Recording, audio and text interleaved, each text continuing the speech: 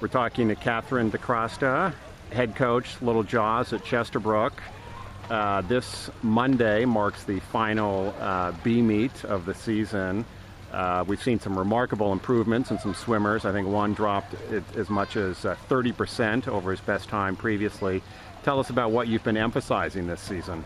This season has been all about getting kids to have fun in the water, to believe in themselves and just build that water confidence is the first thing that we were focusing on. So creating a relationship with the coach that's in the lane with them, creating a relationship with me, kind of using the same language throughout practice, making sure we are doing the little things that we do all the time, right? Flip turns, streamlines, diving in, making sure we're not breathing too much. So we've been trying to focus on the fundamental things, and then throughout the season just build on that to racing technique and getting kids to realize they're dropping so much time and get excited and, start that cheering spirit mentality with relays during practice. It's been great.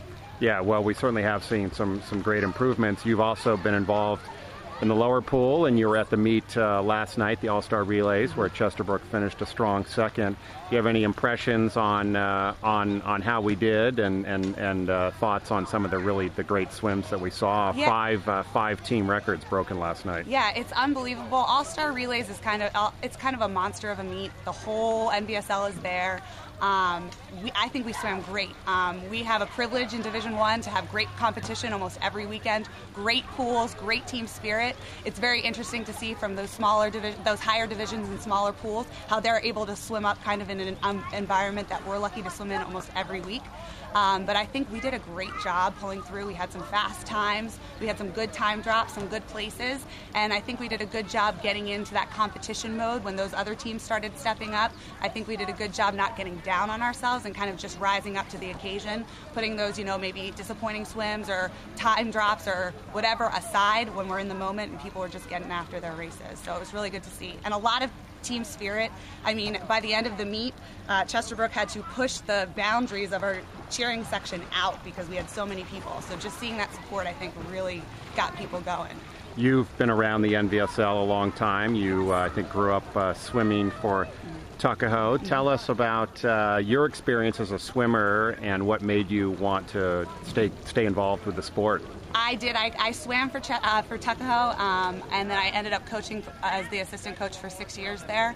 As a swimmer, I was kind of the balancing swimmer between PBS and NBSL, and I came into NBSL not really knowing what it was, and I missed out on the spirit, being there at practice every day, and I realized as I ended up my senior year swimming, I was like, I missed out on all that team spirit, that bonding, those friendships, that support, those fast 50 swims, because I was at USS swimming. So I got the privilege of coming back to coach NBSL and kind of got to do it over again. Being here every day is what gets me up in the morning, cheering on kids, upper pool, lower pool, seeing time drops. It's just been great.